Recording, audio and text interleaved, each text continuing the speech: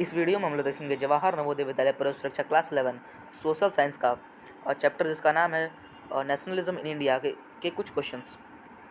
आइए देखते हैं पहला क्वेश्चन है कि when did Mahatma Gandhi return to India from South Africa. तो साउथ अफ्रीका से महात्मा गांधी जनवरी 1915 में लौटे थे। तो ऑप्शन नंबर सी हमारा करेक्ट हो जाएगा 1915, है ना। 1915 में, जनवरी 1915 में महात्मा गांधी इंडिया वापस आए थे। कहाँ से? साउथ अफ्रीका से, है ना।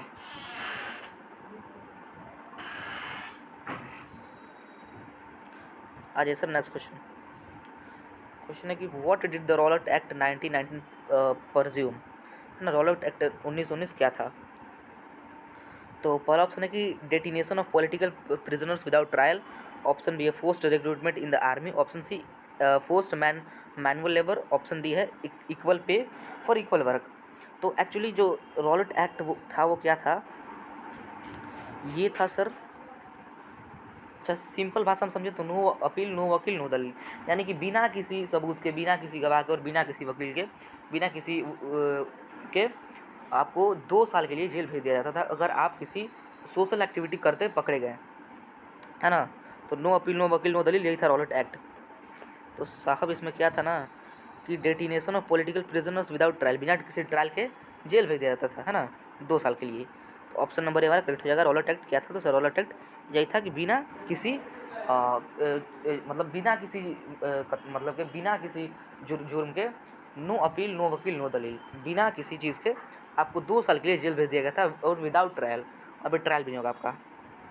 चलिए आगे देखते हैं नेक्स्ट क्वेश्चन है कि what did Mahatma Gandhi in his book Hind Swaraj declare.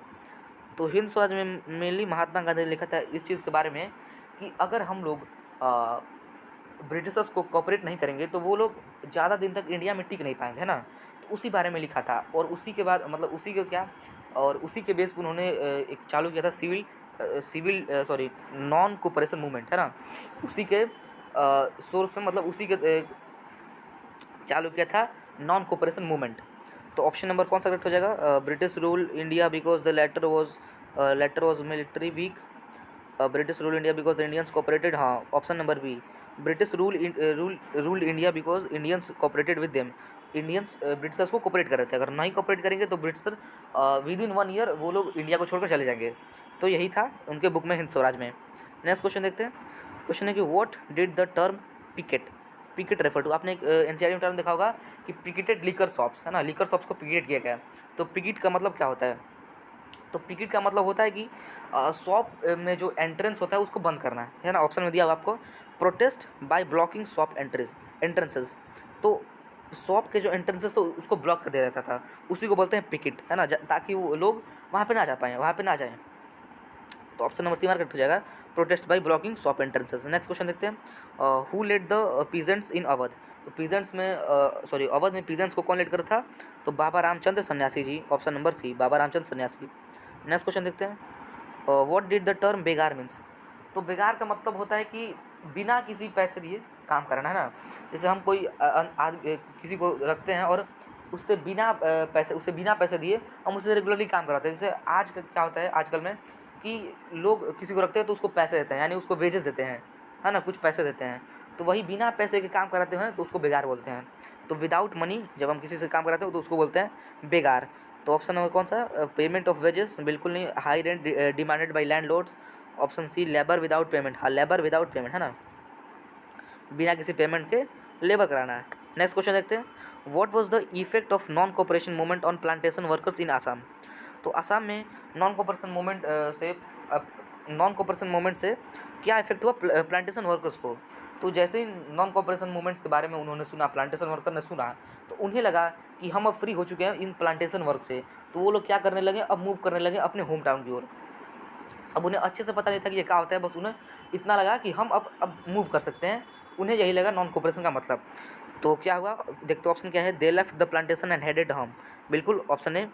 देखते हैं next, they went on strike. बिल्कुल स्ट्राइक भी नहीं है वो लोग अब मकसद ये था कि हम यहाँ से घर चले जाएंगे। नॉन कोऑपरेशन का मतलब उनका यही मकसद, मतलब उनका वही था। उन लोग नॉन कोऑपरेशन को यही समझते थे कि हम यहाँ से अब घर चले जाएंगे। नेक्स्ट है दे डिस्ट्रॉय द प्लांटेशन। बिल्कुल नहीं किया। और नॉन ऑफ द, यानी ऑप्शन नंबर ए करेक्ट है। नेक्स्ट क्वेश्चन देखते हैं, question number 8। What was the main problem with Simon commission. Simon commission में मेन प्रॉब्लम क्या थी? तो मेन प्रॉब्लम यही थी कि साइमन कमीशन बना था इंडिया के लिए, लेकिन उसमें इंडिया के कोई मेंबर ही ना हो, है ना। साइमन कमीशन इंडिया के लिए बना था और इंडिया के कोई मेंबर ही नहीं है इसमें, तो यही बात इंडियन को सही नहीं लगी। तो इसीलिए उन्होंने नारा दिया गो बैक साइमन, है ना। उसको ग्रीट किया था, है ना, एनसीईआरटी में लिखा हुआ greeted with go back Simon, यानी कि उसका स्वागत किया गो बैक साइमन के साथ। तो क्या है, it was an all Britisher, हाँ ब्रिटिश कमीशन, बिल्कुल। तो ये फुल्ली एक ब्रिटिश कमीशन थी। It was formed in Britain, it was set up in response to the nationalist movement, और यानी ऑप्शन नंबर 1 करेक्ट हो जाएगा। It was an all British commission. Next question देखते हैं, वेयर वॉज गांधीज आश्रम लोकेटेड। तो गांधी जी का आश्रम कहाँ पे लोकेटेड था सर, वो था हमारा साबरमती में। और साबरमती से कुछ दूर कहाँ पे गए थे गांधी जी, डांडी, किस लिए, डांडी मार्च के लिए। तो गांधी जी का आश्रम कहाँ पे लोकेटेड है सर, साबरमती, है ना, option number B. Next question देखते हैं, what led to the CDM, civil disobedience movement. Civil disobedience movement को कौन सा लेड कर रहा था, है ना। ऑप्शन ए है arrival of the Simon commission, option B working at the film firm without payment, option C violation of salt tax by Gandhi, fall in demand for agriculture goods. तो देखिए सिविल डिसओबीडियंस मूवमेंट का starting हो यहाँ से, है ना, violation of salt tax by Gandhi. जैसे पहले क्या होता था कि सॉल्ट बनाने का अधिकार सिर्फ अंग्रेजों को था, इंडियन सॉल्ट नहीं बना सकते थे, है ना।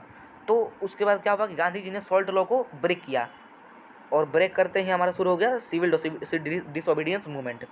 चलिए नेक्स्ट क्वेश्चन देखते हैं, सिविल डिसओबीडियंस मूवमेंट एक्चुअली वही था कि लॉज को ब्रेक करना, है ना, लॉज ब्रेक प्लस बाइकॉट्स।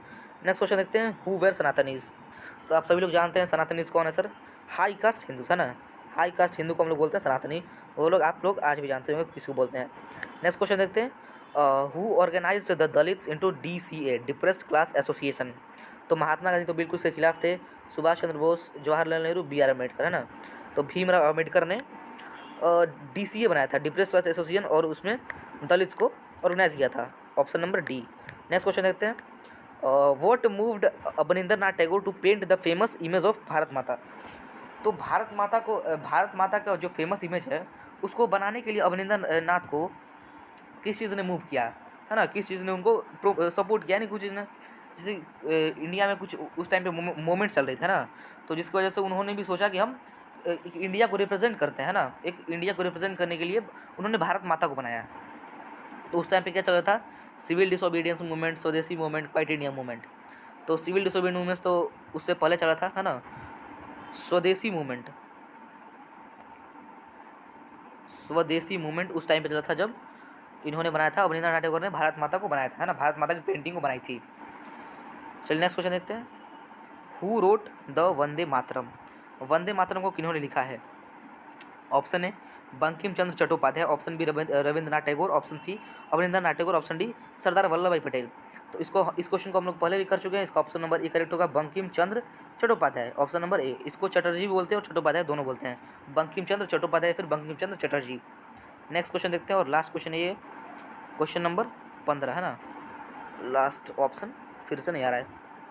चलिए करते क्या है, who was sir Mohammad Iqbal. ये मोहम्मद इकबाल कौन थे, option A Congress president, option B है president of the Muslim League 1930, option C Gandhi's devout disciple, है ना। तो मोहम्मद इकबाल कौन थे, तो मोहम्मद इकबाल हमारे प्रेसिडेंट ऑफ मुस्लिम लीग थे 1930 के दौरान के, है ना, ऑप्शन नंबर बी, हमारे प्रेसिडेंट ऑफ मुस्लिम लीग थे, ऑप्शन नंबर बी हमारा करेक्ट हो जाएगा, ऑप्शन नंबर बी। वैसे आई होप आपको सारे क्वेश्चन समझ में आए होंगे। अगर वीडियो अच्छा लगा तो लाइक करें, और अगर आपको ऐसे वीडियोस देखने हैं, हमसे पढ़ने हैं, तो आप सब्सक्राइब कर सकते हैं हमारे चैनल को।